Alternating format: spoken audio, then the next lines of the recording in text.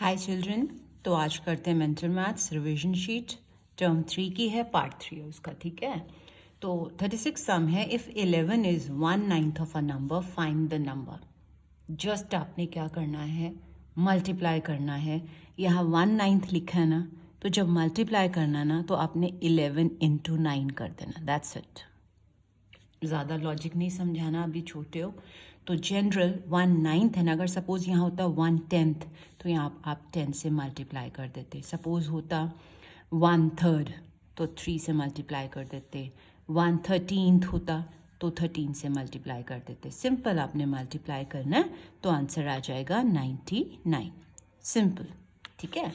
उसके बाद है ऐड 80 सेट्स ऑफ 40 टू 300। पहले तो इसको ब्रैकेट लगाओ, और मैंने ये समझाया हुआ है, आपने सेकेंड स्टैंडर्ड से जानते हो। सेट्स ऑफ बोला तो क्या करना होता है, मल्टीप्लाई। 80 को 40 से मल्टीप्लाई कर दो, यानी 80 सेट्स ऑफ 40 दोनों को मल्टीप्लाई किया। 8 4 ज़ा 32, मल्टीप्लाई ओरली आता है ना, ये 2 0 हमने लगा देने साथ में। ठीक है, 8 4 ज़ा 32 और ये 2 0 लगा दिए, 3200। अब हमने क्या करना है, 3200 में ऐड कर देना, यानी इसका मतलब हो गया ऐड 3200 टू 300। सो सिंपल, आपने दोनों को करना है प्लस, तो आंसर आ जाएगा 3500। Simple, right. नेक्स्ट देखो, डबल ऑफ 36। डबल का मतलब मैंने समझाया था, डबल का मतलब होता है मल्टीप्लाई बाय 2। 36 को 2 से मल्टीप्लाई करो तो ये आ जाएगा 72। अब प्लस से डैश, ठीक है। कौन सा ब्लैंक है, सेकंड ब्लैंक। सेकंड ब्लैंक क्या होता है, ऑलवेज माइनस, तो ये चेंज हो जाएगा।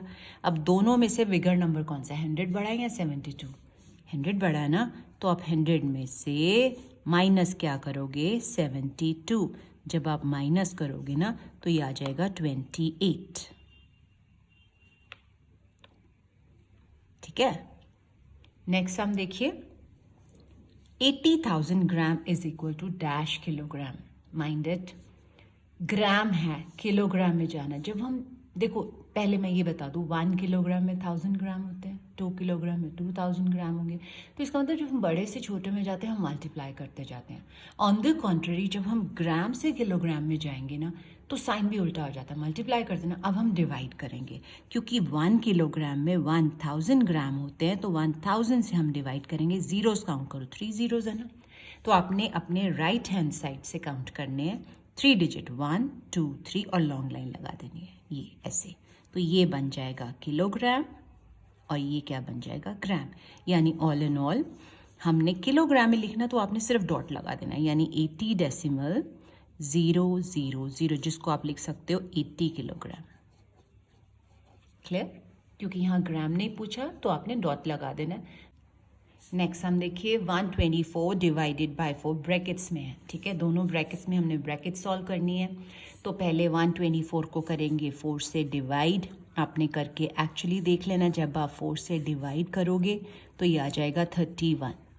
उसी तरह से जब आप 144 को 12 से डिवाइड करोगे ना तो आपका आ जाएगा 12, यानी इसका आंसर आ गया 12। अब दोबारा पढ़ो, 31 में से 12 वो माइनस कर दो, तो 31 में से हम करेंगे 12 माइनस। ठीक है, तो ये आ जाएगा 19, राइट। तो यहाँ लिख देंगे 19। क्लियर। नेक्स्ट देखिए, cost of 12 ties at ₹70 each. Each का मतलब होता है 1 क्या, टाई। 70 ईच का मतलब 1 टाई का कॉस्ट अगर 70 है तो 12 का क्या होगा, ज़्यादा होगा ना। सोच के देखो, अगर 1 टाई का कॉस्ट 70 तो 2 का ज़्यादा, यानी 2 इंटू 70 तो 12 होगा, तो 12 इंटू 70। तो आपने 70 को 12 के साथ मल्टीप्लाई कर देना, तो ये आ जाएगा ₹840, राइट। उसके बाद नेक्स्ट हम देखिए, right prime numbers between 80 and 90। Prime numbers लिखने ये तो आपको लर्न ही करने पड़ेंगे 1 से लेके 100 तक। तो 81 प्राइम नंबर नहीं है। सबसे पहला है 83, ठीक है। उसके बाद 87 कई बच्चे ले लेते, 87 भी नहीं है। 89, ओनली 2 ही आते हैं 80 और 90 के बीच में, वो है 83 and 89। Is that clear. Next देखिए 3 ग्रॉस में से 5 स्कोर माइनस करने, तो यूनिट्स में आंसर आ रहा है यूनिट्स में। इसका मतलब हमें ग्रॉस को भी यूनिट्स में चेंज करना है, स्कोर्स को भी यूनिट्स में चेंज करना है। हमें पता है कि 1 ग्रॉस में कितने यूनिट्स होते हैं, 144। अगर 144 यूनिट्स होते हैं तो सोच के बताओ ज़रा, 3 में मोर होंगे ना, तो हम 144 को 3 के साथ मल्टीप्लाई कर देंगे, ठीक है। तो ये आ जाएगा 432 यूनिट्स। उसके बाद स्कोर, अगर 1 स्कोर में 20 यूनिट्स है तो 5 स्कोर में ज़्यादा होंगे, तो हम 20 को 5 के साथ मल्टीप्लाई करेंगे, तो ये आ जाएगा 100। ऑल इन ऑल 3 ग्रॉस का मतलब है 432 यूनिट्स एंड 5 स्कोर का मतलब है 100 यूनिट्स। तो आप 432 में से 100 को जब माइनस करोगे ना, तो ये आ जाएगा 332। सिंपल। तो ये याद रखना, 1 ग्रॉस में 144 यूनिट्स होते हैं, राइट। 45 किलोग्राम 20 ग्राम, आंसर ग्राम्स में पूछा है, तो ये ऑलरेडी ग्राम है, सिंपल सम है, सेकेंड स्टैंडर्ड से करते आ रहे हो। 1 किलोग्राम में 1000 ग्राम, यू नो दैट। तो 2 में 2000 किलोग्राम, तो 45 में 45,000, यानी ऑल इन ऑल आपने 45 को 1000 से मल्टीप्लाई किया, तो ये आ गया 45,000। ओके, जो ऑलरेडी ग्राम है वो इनमें ऐड कर देंगे। ध्यान से करना, प्लेसिंग ठीक तरह करना, ये इस तरह से 20 लिखना है। तो जब आप प्लस करोगे ना, तो ये आ जाएगा 45,020 gram. Clear. What is quarter of 412? Part 1 में मैंने कराया था। क्वार्टर का मतलब होता है सिंपली जो नंबर गिवन है उसको किससे डिवाइड कर दो, 4 के साथ, सिंपल, ठीक है। हाफ होता तो हम 2 से डिवाइड करते ना, क्वार्टर होता है 1/4, तो हमने 4 से डिवाइड करना है। तो जब हम 412 को 4 से डिवाइड करेंगे ना, तो ध्यान रखना है 4 1 ज़ा 4 किया। और बहुत सारे बच्चे क्या करते हैं, देखो 1 नीचे उतारा, तो फिर उसके बाद 1 4 से नहीं डिवाइड हुआ, हमें 2 भी नीचे लाना पड़ रहा है, तो फटाफट यहाँ पे 3 लिख देते हैं। नो, क्योंकि we have taken down 2 numbers at a time. 1 तो उतारना था, जब दूसरा भी उतारा तो यहाँ 0 लग जाता है।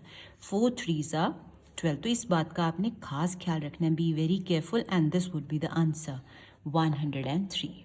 Is that clear? 13 मत लिख देना, राइट।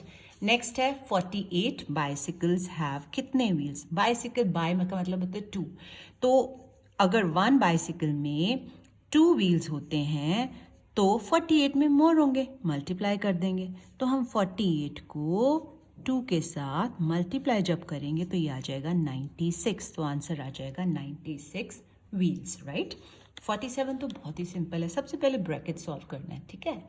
तो आप 4 3 ज़ा देखेंगे 12 आ जाएगा, ठीक है। 15 12 सा, या आप मल्टीप्लाई करके देख लो, 15 को 12 से कर लो या 12 को 15 से। जिनको 15 का टेबल आता है, 15 12 सा कितना होता है 180, ठीक है। तो ये आ जाएगा 180, मल्टीप्लाई करोगे। उसके बाद लिखा 240 में से 180 को कर दो माइनस, हम इसमें से 180 कर देंगे माइनस। जब आप माइनस करोगे ना, तो आंसर आ जाएगा 70। Very simple. इसमें सिर्फ कैलकुलेशन है, वो आपने एक्स्ट्रा ओवर कॉन्फिडेंट नहीं होना है। मेरे को तो आता है, तो आते आते में गलत हो जाता है। Be very careful while calculating the numbers, okay. बहुत ही सिंपल सा है। 48 23 प्लस 23 प्लस 23 प्लस 23, मतलब कितनी बार हम 23 को प्लस करें, 4 टाइम्स ना, अदरवाइज हम ऐड करके भी देख सकते हैं, बट सिंपल वे बताती हूँ कि हम कितनी बार 23 को कर रहे हैं प्लस, 4 टाइम्स ना। इसका मतलब 4 टाइम्स का मतलब होता है, टाइम्स का मतलब होता है मल्टीप्लाई। 4 टाइम्स क्या, 23। सिंपल। मतलब यही वाला नंबर सपोज आपको आ जाता है 46 3 बार, यहाँ लिख दिया जाता है 3 मल्टीप्लाई बाय, तो आपने 46 लिख देना है। सिंपल है, राइट। उसके बाद है 1 वीक में 7 डेज होते हैं, तो सबको आता है, बहुत ही ईजी सम है, कुछ भी नहीं करना है इसमें। आपके पास अब है 98 आवर्स, उसमें डेज और आवर्स कितने हैं।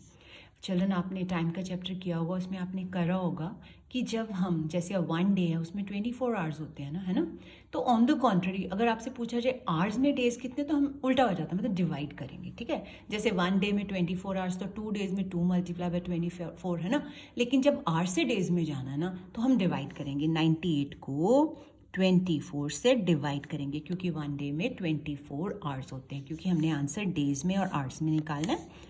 तो जब हम 98 को 24 से डिवाइड करेंगे ना तो 4 आ जाएगा। आपको ये मल्टीप्लाई करके देखना पड़ेगा 24 का टेबल। पहले 5 तक लिख के देख लो, आई मीन 2 का। इस तरह से जब आप 4 तक करोगे तो ये 4 पे जाएगा, 5 तक देख लेना, तो ये 96 आएगा। ठीक है, तो ये वाला जो 4 है ना, ये वाला 4, ये पहला हो, यानी 4 डेज होंगे। जो रिमाइंडर होगा ना वो आवर्स बन जाएंगे। ये हमारे डेज हैं और ये हमारे आवर्स हैं। सिंपल। Is that clear? ये 24 का टेबल लिख के देख लेना। डिवीजन भी मैंने आपको सिखाई हुई है, राइट?